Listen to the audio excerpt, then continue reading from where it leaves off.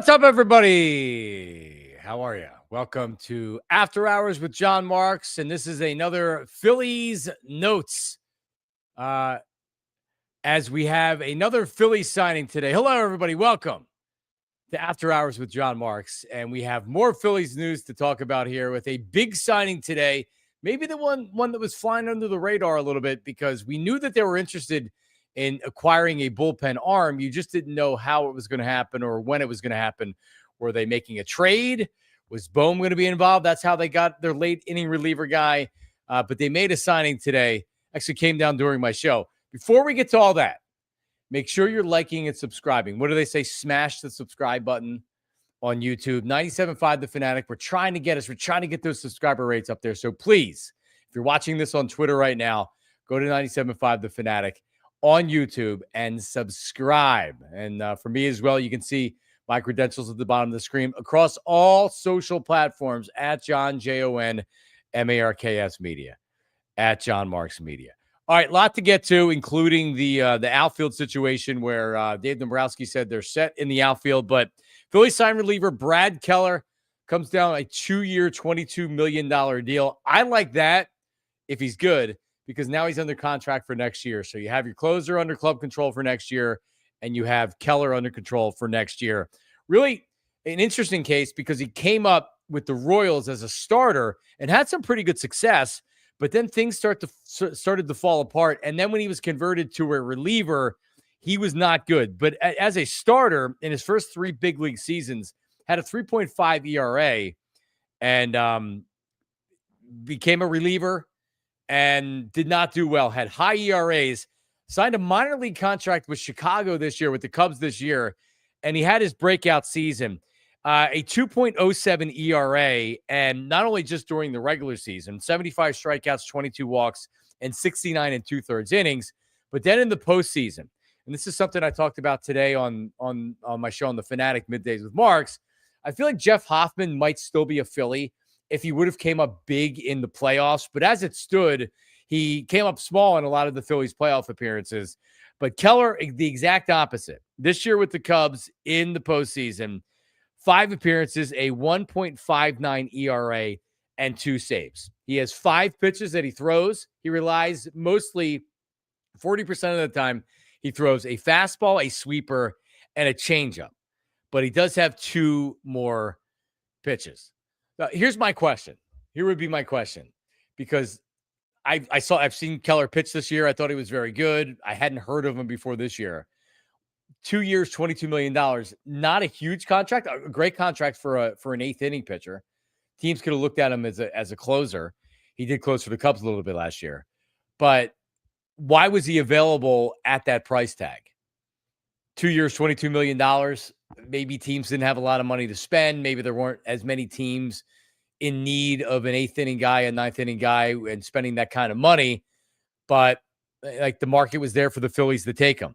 So this is one of these moves where with Garcia, them signing Garcia to a 1-year, $10 million contract, we've seen Dave Dombrowski swing and miss on those type of moves before with Whit Merrifield last year with Keller. So I don't feel great about that move. I feel really good about this move. This is an analytics driven move on top of the performance that he had this year. If you go and you look at some of the advanced analytics that are available to you online, you're seeing his stuff, balls in play, hard hit rate, and things like that. He's in the upper percentages as a relief pitcher in all of baseball. So you're getting a guy, at least in 2024, that was very, very, very good. Now he's got to do it again. He's got to do it again in Philly. But all in all, very happy with the signing, because this is what it makes me think about now with the team as a whole, because the Garcia signing, I know a lot of people thought, we'll get to this in a second. I know a lot of people thought, like, well, hey, they're still going to sign Bader, or they're still going to get another outfielder, and they're actually set in the outfield now. Maybe a minor move or a platoon player that they sign, but for the most part, they're set in the outfield. So they're trying to get to the trade deadline, and they're going to regroup and reset. The Phillies are going to regroup and reset at the trade deadline. And this is Dave Dombrowski's MO. And then he's going to go out and he's going to get another outfielder or another reliever or another starter, whatever he doesn't have right now is what they're going to get at the trade deadline. You saw him do it last year with Bader. It worked out very well. You saw him do it the year before with Austin Hayes. It did not work out well. So Bohm looks like he's going to be on the team, but the Phillies right now, this is how they're going to try to win. Good starting pitching, good bullpen. Great starting pitching, bullpen. And the lineup does enough. They're better defensively now than they were last year, and the lineup is good enough. And then whatever they need, maybe Aroldis Garcia isn't the starter and he's in a platoon situation after the trade deadline. Very possible. Kepler was signed to be the starter, and he wasn't necessarily the starter when he wasn't playing well, right? At the end of the season, he wasn't the starter. Nick Castellanos is making $20 million a year.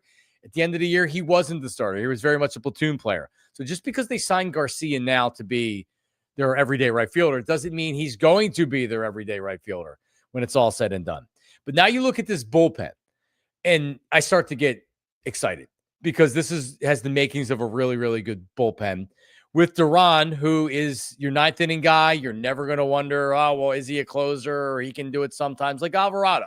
Alvarado could be a closer, but he wasn't the no doubt about he's pitching the ninth inning. That's Duran. And he's not going to save every game, but he's got elite stuff. He's got elite stuff. And I'm very, very comfortable with him pitching the ninth inning. So now in the eighth inning, you have Alvarado and you have Keller. So before, a right-handed bullpen arm, you didn't have Keller. You weren't going to rely on Orion Kirkring. I never believed that was going to happen. And I know what happened at the end of the year with the Dodgers and him having a total brain fart and throwing the ball away. And essentially that was the end of the season. But he's not a high leverage guy. If he's pitching the seventh inning, love Orion Kirkring. Pitching the sixth inning, love Orion Kirkring. If it's 4-2 and you're behind and you want him to pitch the eighth inning, Kirkring's not making any money, and he's a good arm. You don't need to trade him. I don't need to worry about it. If he can't recover from what happened last season, then it's going to be over anyway. But he was never going to pitch your eighth inning. So now you have your eighth inning guy as a right-hander. You have your eighth inning guy with Alvarado, and you still have Matt Strahm, who was rumored to be possibly a trade piece because he does carry some value. He's making $7.5 million, and he's on the final year of a contract. So a team can say, hey, $7.5 million, good reliever, proven track record, good dude, let's trade for him. Don't know if that's still a possibility. It is, but I really like having the combination of Alvarado, Strahm, Tanner Banks from the left-handed side, and then your right-handed relievers right now would be Duran, Keller, Orion Kirkring, and then you would have a minor leaguer potentially. They had a Rule 5 pick from the Miami Marlins organization, Zach McCambley. Now, he may not make the team. As a Rule 5 pick, the Phillies need to carry him on the roster for the entire season, or they have to offer him back to the Marlins. I don't know how that's going to play out. They may, in spring training, say, here you go, you can take him back if you want him. But he's a possibility as kind of your last reliever. And then Max Lazar, who looked good at times last year on the Major League Club, made their postseason roster. Not a high leverage guy, but he's got some decent stuff, and he could be my sixth inning guy. He could be the long guy that comes out of the pen. So that combination right there, and you're always going to have injuries anyway. So there's going to be relievers that are making appearances next year that we're not talking about right now. They'll sign minor leaguers or former major leaguers to minor league contracts, and they'll fight it out to make the majors, or they'll be in AAA to be one of the first guys that get called up. But very, very comfortable with this bullpen, very comfortable with the starting pitching. And hopefully Aaron Nola bounces back this year and he's not pitching to a 6 ERA. But Luzardo, Chris Sanchez, top 1-2 on your team right now. And Zach Wheeler, if hopefully you can get him back at some point. And then you have Andrew Painter, who you're hoping that you're going to see something from this year after a disappointing year in AAA. So Sanchez, Luzardo, Nola, Taijuan Walker, final year of a contract. Thank God they have him. At least he can give you innings. And at some point, Zach Wheeler. So feel much better about the bullpen now because that is shored up. All right. So let's talk about the outfield, because Dave Dombrowski, and I'm not Barry Horowitz. I'm not going to pat myself on the back, but it was pretty clear to me that when they signed Garcia, based on how much money they have to spend and needs and things like that, that unfortunately Garcia was going to be the outfielding move that they made. And this was essentially going to eliminate Harrison Bader And some of the reporting since then has pointed to that. And then Dave Dombrowski himself came out and said that he's pretty much set in the outfield. Don't love it at all. Don't love it at all. You sign probably your worst hitter as far as approach to the plate that has a ton of raw power that if things go right in 2026, not 2025, it could be a great signing. It could. It could also be another Max Kepler. It also could be worse than Kepler. He could actually be worse than Nick Castellanos. So defensively, it's an upgrade, but this isn't about defense. They didn't lose the divisional series to the Dodgers because of defense. They lost it because of offense. And I'm just not sure where he goes in the lineup and you're filling a hole and you're solving a problem because it's still a problem. Maybe he has a great year.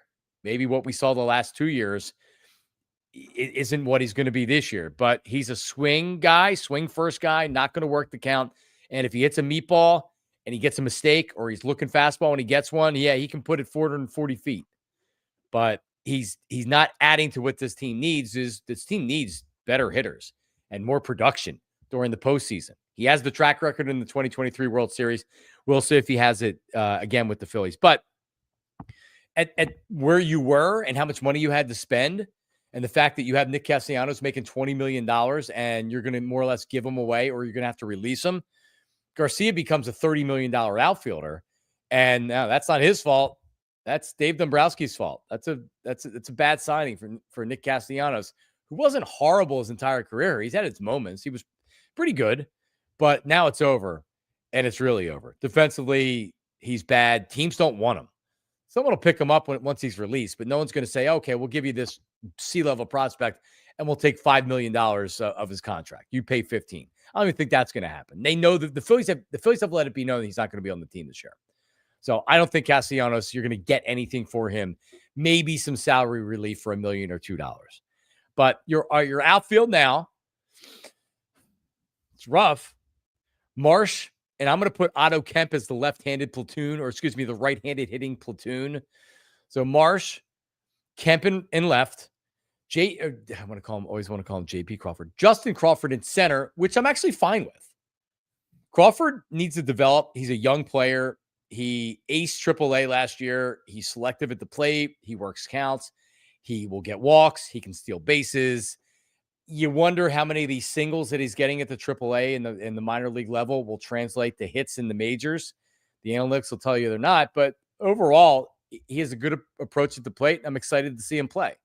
Not an above average defensive center fielder, but that's where he's going to have to play because he's better than Marsh at center field. At least that's what it appears right now. So you have Marsh, Kemp, Crawford. Now you have Garcia as your right-handed, or really your right fielder. But yes, he's right-handed. So Garcia takes care of the right-handed portion of this lineup. The reason why Bader wouldn't have made sense to come back other than money is Bader plays center field, which is great. He's a good center fielder. But now you have a bunch of left-handed bats in left field, which Marsh isn't a right fielder. Crawford's not a right fielder.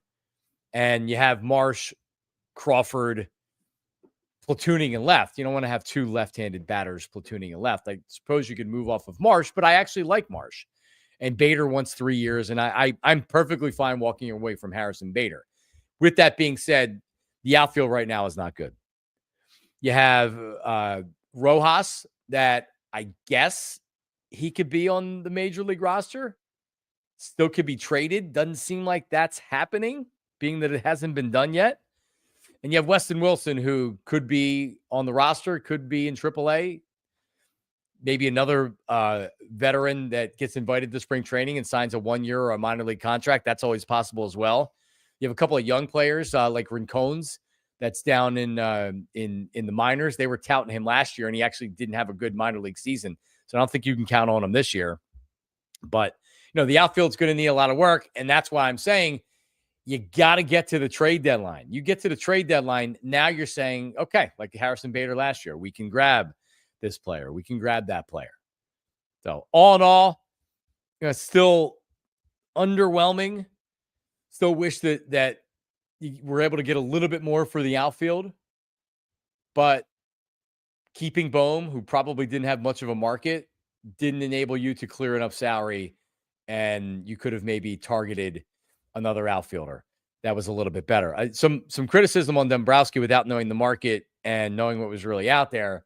You can look at the available free agent outfielders and say, well, there really wasn't anybody available. And the fact this guy's a 1-year contract and he has had success, it's worth a shot. And I agree it's worth a shot. But I also have to wonder, the creativity of Dave Dombrowski. I need a move that isn't just writing the biggest check and being like, oh, yeah, Trey Turner, big check. Kyle Schwarber, here's another big check. Garcia, 1-year contract, here's a big check, right? Like, where's the Pat Gillick move that offsets some of the bad moves that he made? Pat Gillick made some great signings. Jeff Jenkins wasn't a great signing, but he made up for it with Jason Worth. So what is the signing that Dave Dombrowski has made that's been an under the radar, $1 million, $2 million, that's really panned out to where you're looking at this guy and saying like, wow, like that's a hell of a move, hell of a trade. And I'm just waiting for Dombrowski to make that. Howie Roseman with Zach Bond, bringing Zach Bond in for just a couple $1 million. He's a top 5 defensive player of the year. Different sport, but it rings true. The argument rings true. Hey, Dave, just writing the biggest check's not going to do it. You need to make a move where I'm saying, wow, it's a great move. Like, wow, $1 million, $2 million, minor league contract. Jeff Hoffman was successful. They got him off the waivers. They gave up nothing for him. Dave Dombrowski is a good GM. I do not like the outfield where it is right now. And now you're relying on the trade deadline because Crawford, what upside does he have? He's going to be a rookie. He's not a power hitter. The expectation is that he holds his own and he's good, but he's not helping to carry the offense. I need somebody that can come in and can be a potent part of this offense, can give more pop in the offense. Garcia at least gives you that possibility. We've seen him do it before, but my worry is that he's going to come to a city like Philly and players like him drive us crazy. And, it's an 0-2 count, runners on second and third, and he's up there swinging fastball, and they're throwing slop in the dirt. Swinging a miss, struck him out. Poor approach to the plate. I also don't know where they're going to bat him in the order. I'm curious to see where they're going to try to put him in the order. Thompson does a good job of moving guys around once you get really past Harper or Schwarber in the order. So I'll be curious to see where they try to start him off at. But in some form of combination after Turner, you're going to have Schwarber and Harper. I don't know if it's Schwarber, Harper, Harper, Schwarber. And then if Bohm's on the team, I guess he makes the most sense as your cleanup hitter. I certainly don't want to put Garcia there.